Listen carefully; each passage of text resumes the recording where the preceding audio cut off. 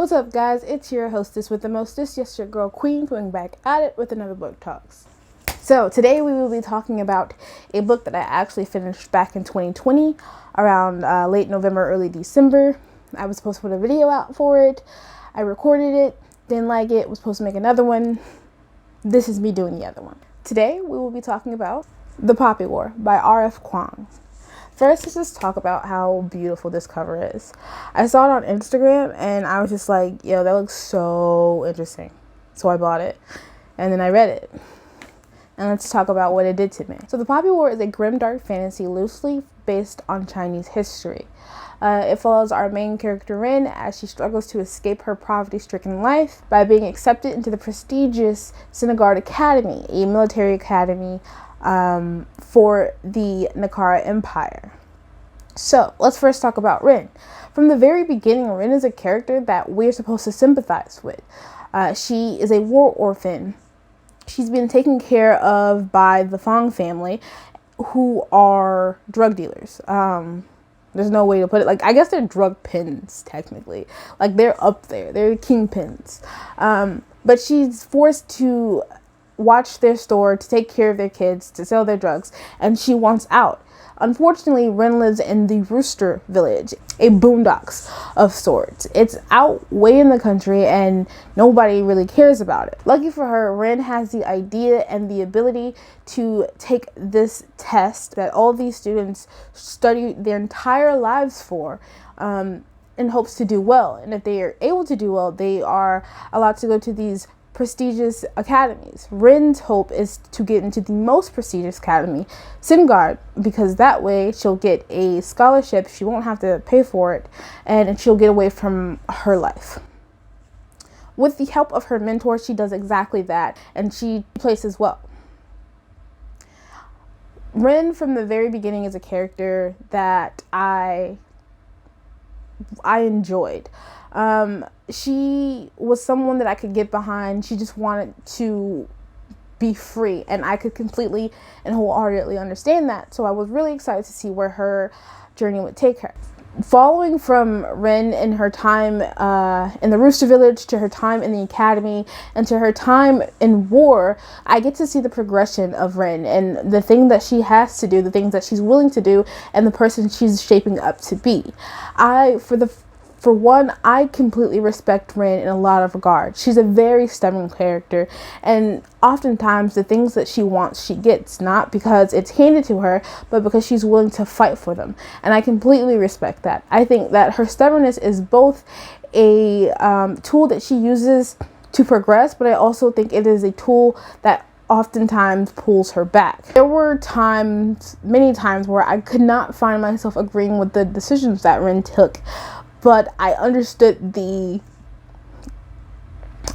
steps that it took to get her there. It wasn't like an immediate change. I saw how every choice she made, how every moment led her up to this. And so I respect the fact that even though I don't accept her choices, I understand how she got there. Towards the end, a major thing happens, and I'm not going to spoil it because this is not a spoiler review, but a major thing happens that really makes me kind of turn away from Rin personally. It was a decision that I just could not agree with. I could not condone, and for that decision, I kind of couldn't connect with Rin anymore. And for me, connecting with my main character is a very important part to reading a story.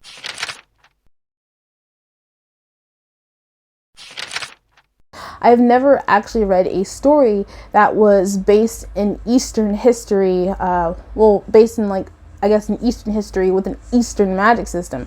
This magic system is unlike anything that I've seen before because it is based on shamanism, which I hadn't really heard anything about, though I have watched a lot of Chinese dramas and a lot of things like that kind of deal with that. So while it was a new experience to read, it was not a completely new experience for me. I was basically able to gain a foundation of understanding on it, and I found that it was really interesting, and I thought that the magic system was pretty unique to what I have personally read. Once you kind of get to understand what shamanism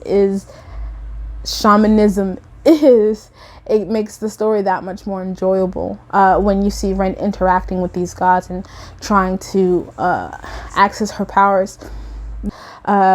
Using drugs to connect with these gods. It's kind of like a very delicate balance between the person and the god. You want to make sure that you keep that in check, because like if these gods get out, it could be disastrous.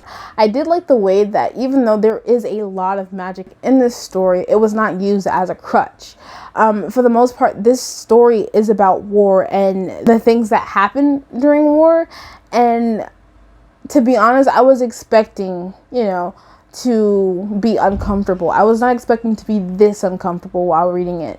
There were so many times where I found myself physically cringing and like not being able to actually read the story. So I didn't mention this before, but I did read and I listened to this on Audible as well.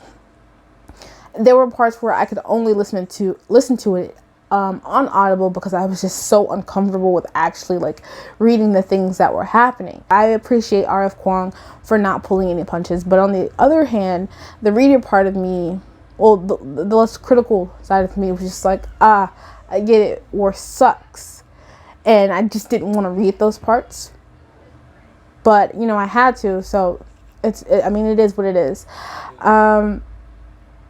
For that, I would say that this story, it does touch on some pretty heavy topics. And if you are not someone who can handle those type of topics, if they make you uncomfortable, if, they trigger you, then I would suggest that you stay away from this book.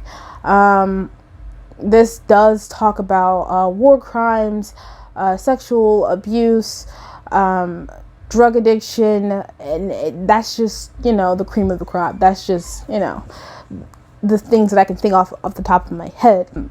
I think that honestly, it's a fantastic story and a fantastic read. And I think that if you can handle those dark things, those dark topics, I think that you or anyone would really enjoy the story. I think the magic system is fascinating. I think the characters were fully realized in this story. I think R.F. Kuang knew what she wanted to do with them. I think she knew where she wanted to take the story, because I didn't feel that there was any moment that these characters were doing something unnecessary. But for me personally, there was just a few things that really bothered me, and really I just couldn't get past. Also, like I said, it's very dark, it's very grim, and for me, I can only take so much darkness before I just want to kind of crawl up in a ball and just die. So I decided, like, for my sake, I'm just not gonna finish it. But with that being said, that does not mean that this trilogy is bad in any way, shape, or form. I think it's honestly amazing. I think it's something that a lot of people would enjoy. So if I had to give this book a rating, though, it would be a 4 out of 5. Like I said, it's a fantastic read. It's a very interesting read, and I think it's phenomenally written. It's just, for me personally, it was not my cup of tea.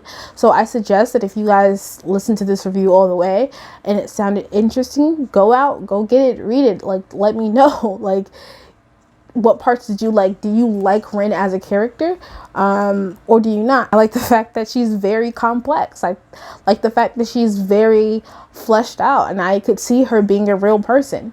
I really do like that she doesn't always make easy decisions, that wins aren't just handed to her. At the same time, I hate the fact that she's incredibly stubborn. I hate the fact that she is so extreme in her methods, but I think that she's still a very great character.